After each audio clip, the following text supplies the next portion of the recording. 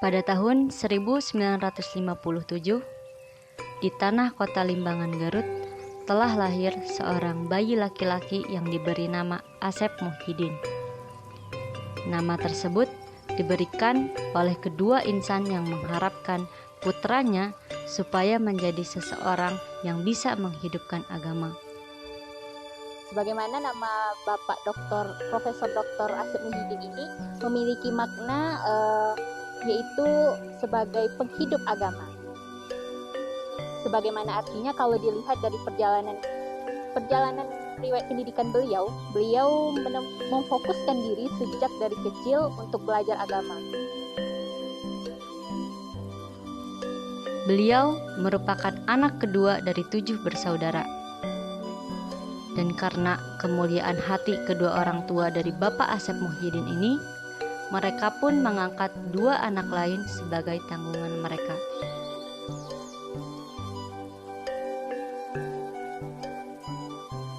Padahal, kedua orang tua dari Bapak Profesor Dr. Yahya Haji Asep Muhyiddin MAG bukanlah seseorang yang memiliki pekerjaan bergaji tetap.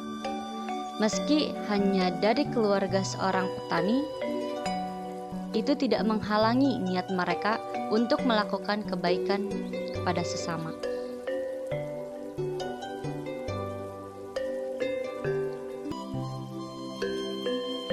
Profesor Dr.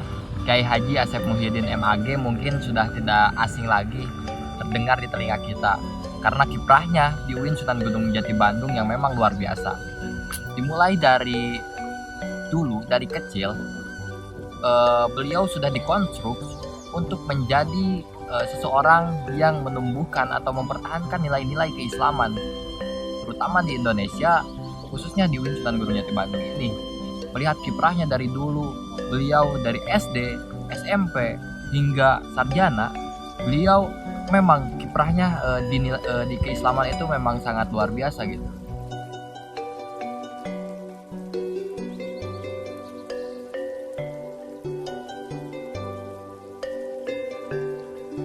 Menginjak usia 6 tahun, beliau menempuh pendidikan di Sekolah Dasar Negeri Pakut Baru yang berada di Kecamatan Limbangan, Kota Garut.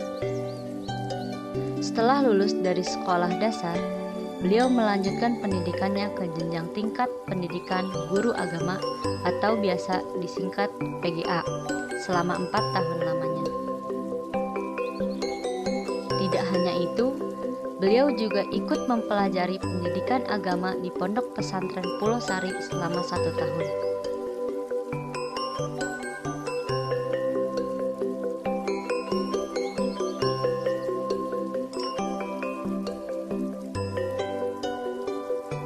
Setelah lulus dari PGA, sayangnya beliau tidak melanjutkan pendidikannya ke tingkat SLTA secara formal.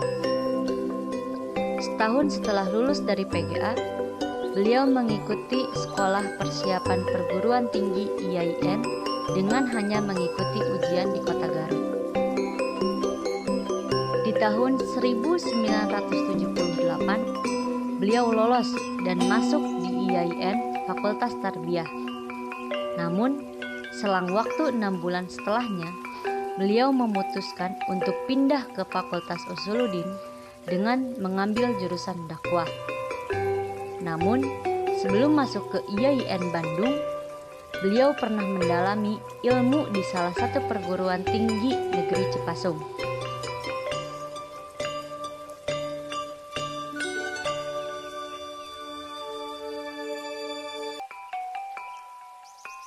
Kalau dilihat dari perjalanan riwayat pendidikan beliau memfokuskan diri sejak dari kecil untuk belajar agama.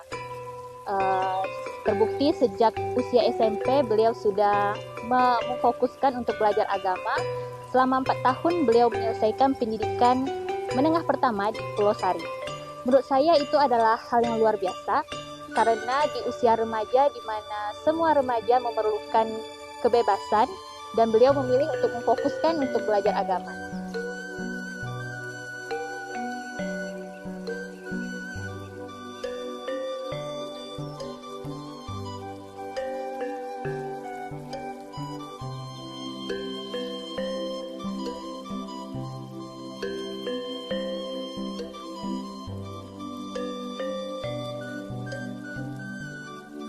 Profesor Dr. Kiai Haji Asep Muhyiddin MAG telah lulus menjadi sarjana muda di IAIN Bandung dengan risalah yang beliau buat berjudul Dunia tentang Seni Islam dan Seni Musik untuk Berdakwah. Ketika beliau melakukan penelitian untuk risalahnya tersebut, beliau sempat mewawancarai seorang seniman ternama yaitu Rhoma Irama di Jakarta.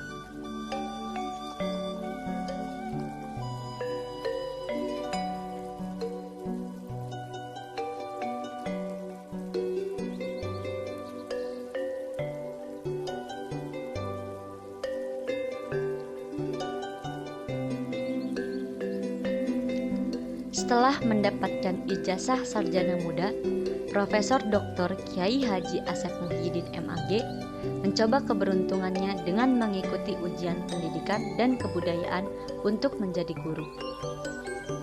Karena kecerdasan yang beliau miliki, beliau lulus ujian tersebut dan menjadi guru di SMP Cikelet, daerah Pamempek, Kota Garut. Setelah itu, beliau mencoba keberuntungannya dengan mengikuti ujian untuk menjadi dosen di IAIN Bandung. Setelah mengikuti ujian tersebut, beliau dinyatakan lulus sebagai dosen pengganti untuk tahun depan. Karena beliau menjadi dosen pengganti, beliau melanjutkan pekerjaannya menjadi guru SMP di Cikelet, Pamempek, Kota Garut.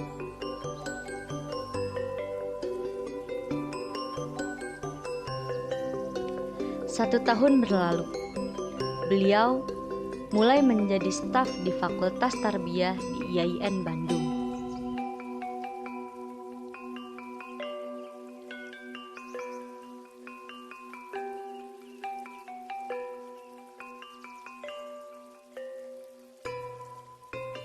Di samping itu, Profesor Dr. Asep Muhyiddin MAG juga senang bergelut di bidang dakwah.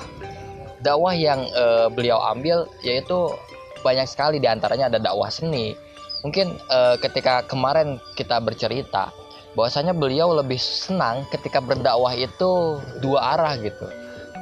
Adanya interaksi, bukan cuman beliau berceramah dan mustami mendengarkan, tidak seperti itu. Tapi beliau lebih senang dakwahnya itu berdiskusi dengan mahasiswa, dengan masyarakat atau elemen lainnya. Sehingga beliau pun merasa senang gitu. Tidak hanya beliau yang memberikan pemahaman, tapi beliau juga mendapatkan pemahaman dari orang-orang yang diskusi dengan beliau. Setelah 1 tahun menjadi staf di Fakultas Tarbiyah, beliau dipindahkan ke Al-Jamiah dan naik jabatan menjadi kaur. Tidak membuang kesempatannya, setelah lulus dari sarjana muda, beliau melanjutkan pendidikannya ke sarjana lengkap sambil bekerja sebagai staf di Al-Jamiah IAIN Bandung.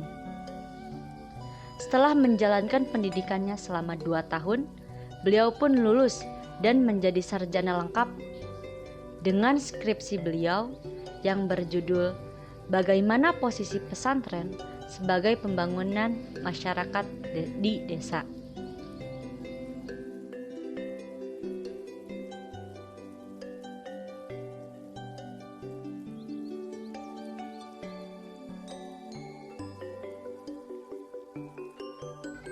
Setelah menyandang ijazah sarjana lengkap, beliau mengajukan penyesuaian ijazah ke Al-Jamiah, sehingga beliau naik jabatan dari kaur menjadi bagian edukatif dan menjadi TU di Fakultas Usuluddin. Setelah 1 tahun berlalu, beliau baru menjadi dosen di Fakultas Usuluddin. Tidak hanya itu, beliau juga pernah menjadi sekretaris jurusan di Fakultas Dakwah. Lalu, beliau juga pernah menjadi ketua jurusan manajemen dakwah atau disingkat MD.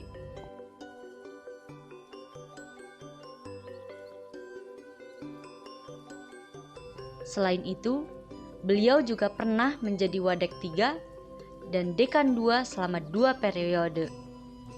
Dan beliau juga pernah menjabat sebagai Warek 1. Dan sekarang ini, Jabatan beliau adalah sebagai ketua jurusan SHA di S3.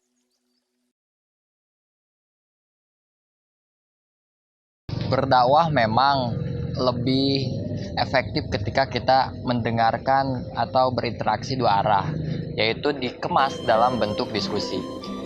Mungkin saya sebagai mahasiswa pun merasakan kehikmatan atau keefektifan dari hal tersebut gitu. Halnya seperti ini. Saya analogikan ketika memang teman-teman yang nonton video ini membaca buku, misal membaca buku satu buku full nih.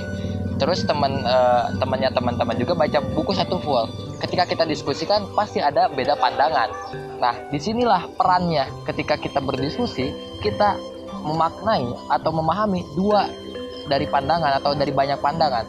Itu hal yang menyebabkan kita menjadi kaya pengetahuan. Tidak hanya dari satu pandangan saja, melainkan dari banyak pandangan-pandangan lain yang memang lebih mudah dipahami seperti itu. Di umur 65 tahun ini, beliau sudah memiliki 3 orang anak dan 5 cucu. Beliau berharap ketiga anaknya ini mengenyam pendidikan di IAIN Bandung yang sekarang berubah status menjadi Universitas Islam Negeri Bandung. Namun, ternyata tidak ada satupun anak beliau yang menempuh pendidikan di tempat yang beliau inginkan. Tetapi, beliau tetap mendukung keinginan anak-anaknya untuk mencari ilmu di mana saja. Beliau adalah orang tua yang sangat bijaksana. Meskipun keinginan beliau menurunkan konstruk atau membangun anaknya untuk meneruskan cita-cita beliau, yaitu untuk membangun nilai-nilai keislaman para peradaban, tapi beliau orang yang bijaksana. Harapan beliau sangat tinggi ke anaknya dan tidak memaksakan apa yang beliau inginkan. Beliau lebih memberikan jalan kemanapun anaknya melangkah, beliau pasti dukung. Meskipun sekarang, hari ini, anak-anak beliau dari ketiga anaknya tidak ada yang masuk UIN Sunan Gunung Jati Bandung. Itu adalah bentuk sebuah kebijaksanaan yang beliau punya. Menurut beliau, dimanapun tempatnya, yang terpenting anak-anak beliau tidak menyalahi aturan dan ajaran Islam.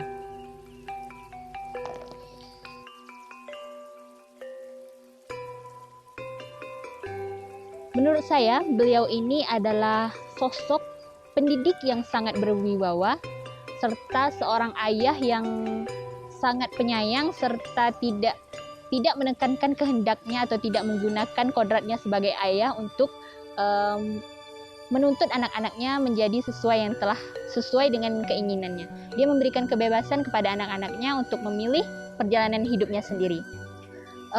Untuk rekan kerja, menurut saya beliau adalah rekan kerja yang sangat objektif ya. Tidak dalam artian, mungkin bisa dikatakan beliau adalah rekan kerja yang asik bagi rekan kerjanya yang lain. Serta beliau adalah seorang suami yang sangat bertanggung jawab pastinya. Di usia yang sudah tidak muda lagi, beliau tetap menjadi seorang dosen. Di usia sekarang ini, beliau sudah mempersiapkan diri untuk pensiun. Jejak dakwah beliau sendiri di UIN Sunan Gunung Jati tidak bisa kita ragukan lagi. Begitu banyak hasil karya beliau yang menjadi rujukan dari pendidikan generasi setelahnya. Karena beliau merupakan salah satu guru besar, tentu karya-karya beliau tidak akan hilang dimakan oleh masa. Dan semoga kita sebagai generasi penerus bisa melanjutkan perjuangan beliau dalam meneruskan dakwah di dalam dunia pendidikan ini.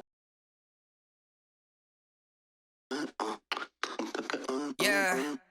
뱉는 순간 heartbeat bum bum bum cool kick down kick on the drum drum drum sugar pop I got some 몸이 반응해 like a morning call 뭐라든 달라지길 원하면 가만 기다리지 말고 힘껏 소리 내질러 dance dance dance dance 또 한 번 세상을 흔들어 볼게 watch me 24/7 아직 부족해 들리니 함께 있는 매일 put it on replay yeah 미쳐버릴 핫 만들어 yeah yeah Big bang buzz 터뜨려 yeah yeah 너일수록 완벽한 공간 everywhere I go with the big bang yeah 지금 올라타 우리 flow yeah yeah Big bang buzz 터뜨려 yeah yeah 날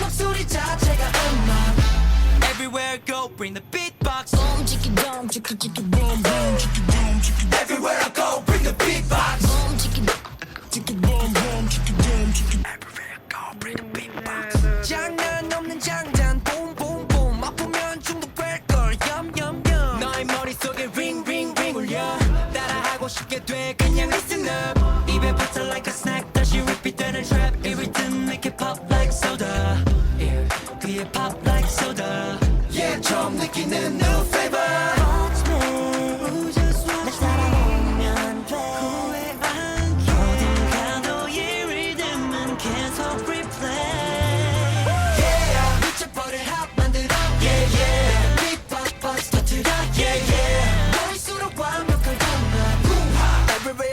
Bring the beatbox.